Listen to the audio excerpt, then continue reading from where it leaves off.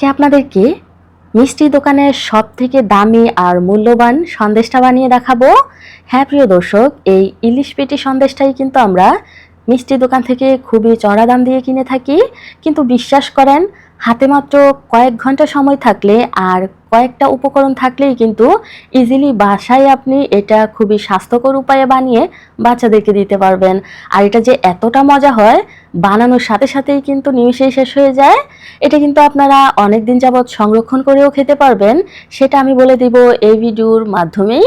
এই যে দেখুন, কাছ থেকে দেখাচ্ছি কতটা পারফেক্ট হয়েছে, নিশ্চয়ই খেয়াল করেছেন। এই লোভনীয় সন্দেশটা কিন্তু আপনারা চাইলে বাসায় বানিয়ে নিতে পারবেন এই রেসিপি ফলো করে। তাহলে আর কথা বাড়াচ্ছি না, কিভাবে বানাবেন চলেন এক নজর দেখে নেই। প্রথমেই চুলায় একটা প্যান বসিয়ে দিয়ে দিলাম 1 লিটার লিকুইড দুধ। এটা কিন্তু বরফ করা আছে। অল্প আছে এটাকে এখন আমি বলক ওঠা পর্যন্ত অপেক্ষা করব। কিছুক্ষণ নাড়াচাড়া করলেই দেখবেন খুবই সুন্দর করে বলক চলে আসবে। তখন কিন্তু চুলার আঁচটা কমিয়ে এটাকে অপেক্ষা করতে হবে অর্ধেক হওয়া পর্যন্ত। এই যে দেখুন, আমি কিন্তু নেড়ে চেড়ে অল্প আছে ধৈর্য সহকারে এটাকে অর্ধেক করে নিয়েছি। এখন একটা মোটা তলাযুক্ত প্যানের মধ্যে আমি ঢেলে দিচ্ছি, কারণ ওই প্যানটার ভিতর লেগে যাওয়ার সম্ভাবনা অনেক বেশি ছিল। এখন এটার মধ্যে আমি 1/3 কাপ গুঁড়া দুধ দিয়ে দিলাম। এখন ভালো করে মিশিয়ে নিতে হবে যেন কোনো লাম্পস বা দলা না থাকে। মিশানো হয়ে গেলেই এখানে আমরা আধা কাপ পরিমাণ চিনি দিয়ে দিব। আপনারা কিন্তু মিষ্টিটা কম বেশি করে নিতে পারবেন। আর সাথে দিয়ে দিব 1 টেবিল চামচ দেশি গাওয়া ঘি। এখানে চাইলে আপনারা বাটারও ইউজ করতে পারেন, তবে তেল দিবেন না। খুব ভালো করে নেড়েচেড়ে মিশিয়ে এখন অপেক্ষা করব গাঢ় হওয়া পর্যন্ত। এটাকে কিন্তু আমি নেড়েচেড়ে একদমই শুকিয়ে নিব। এই যে দেখুন, পুরোপুরি কিন্তু শুকিয়ে গেছে, কিছুটা লিকুইডে আছে। খুবই ধৈর্য সহকারে কিন্তু এই রান্নাটা আপনাদেরকে করতে হবে, যাতে তলানিতে লেগে না যায়, তাহলে কিন্তু খুবই বাজে একটা গন্ধ করবে, খেতে একদমই ভালো লাগবে না। এটা যাতে খুবই সহজে তাড়াতাড়ি শুকিয়ে যায়, তার কারণে কিন্তু আমি এখানে 1/4 কাপের মতো গুঁড়ো দুধ দিয়ে দিলাম। এই দুধটা দেওয়ার কারণে কিন্তু কয়েক মিনিটের মধ্যে এটা এখন একেবারেই গাঢ় হয়ে যাবে। কিছুক্ষণ নাড়াচাড়া করার পর এই যে এই অবস্থায় আছে। আরও কিছুক্ষণ ধৈর্য সহকারে নাড়াচাড়া করতে করতেই দেখবেন এটা একেবারেই শক্ত হয়ে যাবে। তখন চুলার আঁচটা আমি বন্ধ করে দিব। বন্ধ করে দিয়ে পুরোটার মধ্যে একটু ছড়িয়ে ছিটিয়ে দিব, যাতে করে জলদি এটা ঠান্ডা হয়ে যায়। এভাবেই কিন্তু ছড়িয়ে ছিটিয়ে দিতে হবে, আর খুবই অল্প আছে এটাকে কুক করতে হবে। এই যে দেখুন, এখন এভাবেই রেখে দিব ঠান্ডা হওয়ার জন্য। ফিরে আসছি ঠান্ডা হওয়ার পর। অলরেডি কিন্তু আমার এটা শুকিয়ে গেছে। আর এখন এটাকে আমি উঠিয়ে নিচ্ছি। উঠিয়ে একটা সারফেসের মধ্যে রেখে খুবই ভালো করে স্মুথ করে এটাকে আমি মেখে নিব। খুবই স্মুথ করে মেখে নিতে হবে, খেয়াল রাখতে হবে কোনো ক্র্যাক বা ফাটল যেন না থাকে।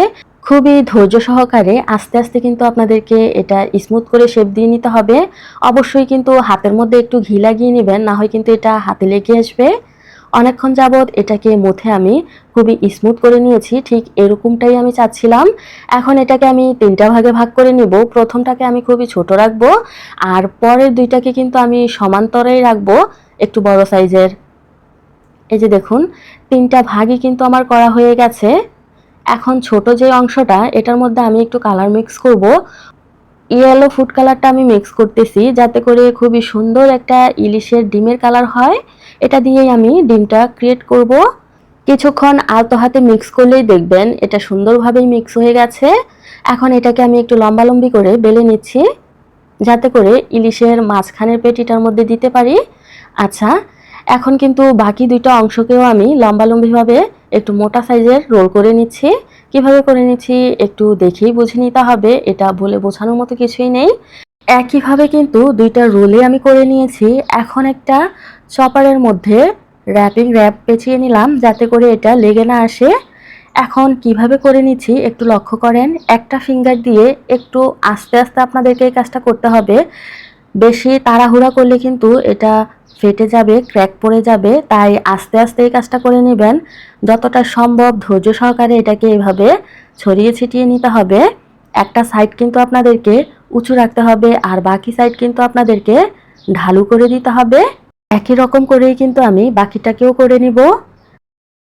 এখানে আমি 1 চা চামচ কোকো পাউডারের সাথে আধা চা চামচ পানি দিয়ে গুলিয়ে নিয়েছি ভিতরের পেটির ভিতরে দেওয়ার জন্য।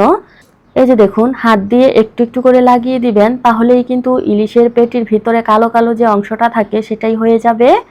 লাগানো হয়ে গেলে মাঝ বরাবর হলুদ অংশটা দিয়ে দিবেন যাতে করে ডিমের মতো দেখা যায়। তারপর দুইটা অংশ এনে জোড়া লাগিয়ে দিলেই কিন্তু আমাদের সন্দেশটা রেডি হয়ে যাবে। এখন একটু একটু করে চাপ দিয়ে এটাকে জোড়া লাগিয়ে দিতে হবে। আপনারা চাইলে হাত দিয়ে করতে পারেন, আবার চাইলে এরকম দুইটা কাঠের স্কেল দিয়ে চাপ দিয়েও করে নিতে পারেন যাতে করে ক্র্যাক ফ্রি হয়। হাত দিয়ে করলে একটু ক্র্যাক পড়ার সম্ভাবনা আছে, কিন্তু স্কেল দিয়ে করলে এটা ক্র্যাক পড়ে না। কারিগররা কিন্তু দোকানে এভাবেই স্কেলের সাহায্যে এই সন্দেশটা বানিয়ে থাকে, তাই আপনারাও চেষ্টা করবেন কাঠ দিয়ে করার।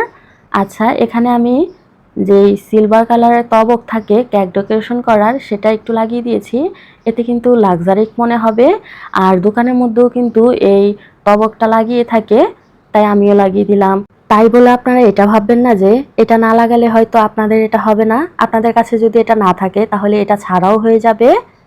এখন যে র্যাপটা ছিল এটা দিয়ে আমি একটু মুড়িয়ে নিচ্ছি, এতে করে কিন্তু বাতাস ভিতরে প্রবেশ করতে পারবে না আর মিষ্টিটাও কিন্তু ভালো থাকবে। এখন এটাকে এভাবেই রেখে দিব 7 থেকে 8 ঘন্টার জন্য, অথবা চাইলে ওভারনাইটও কিন্তু আপনারা এটা রাখতে পারেন। আচ্ছা, এটা কিন্তু আমি ফ্রিজে রাখি নাই, এভাবেই নর্মালি রেখে দিয়েছি। এই যে দেখুন, পরদিন সকালে এটার অবস্থাটা দেখুন। আচ্ছা, র্যাপটা আমি একটু খুলে নিচ্ছি, আর এটা লুকটা দেখুন কতটা সুন্দর হয়েছে। মাশাআল্লাহ, একদম পারফেক্ট দোকানের মতো। আর এরই ফাঁকে কিন্তু এটা একদমই শক্ত হয়ে গেছে। এখন এটাকে আমরা কেটে নিব। অবশ্যই কিন্তু এটাকে কাটতে হলে সুতার ব্যবহার করতে হবে।